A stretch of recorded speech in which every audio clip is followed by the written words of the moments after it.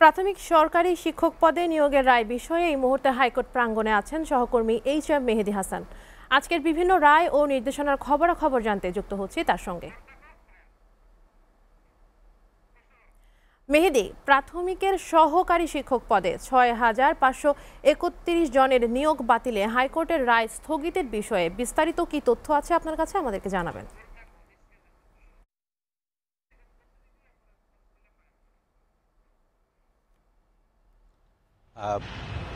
এর আগে দীর্ঘদিন ধরেই কিন্তু হাইকোর্টের রায় হয়েছিল, যখন প্রাথমিক শিক্ষক যারা চূড়ান্তভাবে নিয়োগ পেয়েছিলেন তাদের রায় যখন স্থগিত করে দেওয়া হয় হাইকোর্ট বিভাগ, তখন থেকেই তারা মাঠে ছিলেন, আন্দোলন করেছেন, বিভিন্ন সময়ে সড়ক অবরোধ করেছেন। পরবর্তীতে আজ যেটি হয়েছে, আপিল বিভাগ সেই রায় স্থগিত করেছেন, অর্থাৎ হাইকোর্টের যেই রায় ছিল বাতিলের, নিয়োগ বাতিলে, সেটি আপাতত স্থগিত করেছেন মহামান্য আদালত।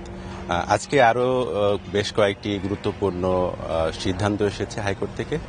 সেটি হচ্ছে জিয়া চ্যারিটেবল ট্রাস্ট মামলায় বেগম খালেদা জিয়ার বিরুদ্ধে যেই রায়টি হয়েছিল সেটি খালাস দিয়েছিলেন প্রথমে হাইকোর্ট বিভাগ, পরবর্তীতে রাষ্ট্রপক্ষ এবং দুদক সেটি আপিল করলে আজকে শুনানি হয় এবং সেখানে বিচারপতি আশফাকুল ইসলামের নেতৃত্বাধীন যেই বেঞ্চ রয়েছে আপিল বিভাগের, তারা সিদ্ধান্ত নেন যে সেই মামলা থেকে হাইকোর্ট বিভাগের যে রায় ছিল সেটি বহাল রাখেন, অর্থাৎ বেগম খালেদা জিয়া চ্যারিটেবল ট্রাস্ট মামলা থেকে খালাস পান পরিপূর্ণভাবে।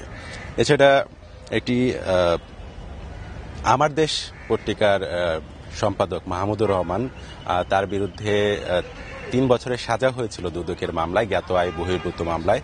পরবর্তীতে দুদকের সেই অনুসন্ধানের পরে দেখা গিয়েছে বিষয়ে তার কোনো দুর্নীতি পাওয়া যায়নি মর্মে পরবর্তীতে হাইকোর্ট আজকে তার বিরুদ্ধে যেই রায় হয়েছিল সেটি সাজা মওকুফ এবং একই সাথে খালাস দিয়েছেন। এবং এছাড়া আজকে একটি হাইকোর্ট রুল জারি করেছেন, সেটি হচ্ছে রাষ্ট্রপতির যেই শাস্তি মওকুফের যে বিধান সেটি কেন অসাংবিধানিক হবে না এই মর্মে জানতে চেয়েছেন এক আইনজীবী। তার পরিপ্রেক্ষিতে আদালত রুল জারি করেছেন। আইনজীবী বলছেন যে এর মধ্য দিয়ে একটা নীতিমালা হওয়া প্রয়োজন, নইলে বিভিন্ন ক্ষেত্রে হত্যা মামলায় আসামিরা বেশিরভাগই কোনো বিবেচনা ছাড়াই মামলা থেকে অব্যাহত পেয়ে যাচ্ছেন। এজন্য রাষ্ট্রপতির একটা নীতিমালা প্রয়োজন। তো মাননীয় আদালত জানতে চেয়েছেন কেন আসলে কোনো নীতিমালা ছাড়া রাষ্ট্রপতি এভাবে রায় প্রদান করবেন বা মওকুফ করে দেবেন। তো এই বিষয়ে একটি রুল জারি করেছেন মহামান্য আদালত। তো এই ছিল সবশেষ পরিস্থিতি আদালত থেকে। মেহেদী, আপনাকে ধন্যবাদ।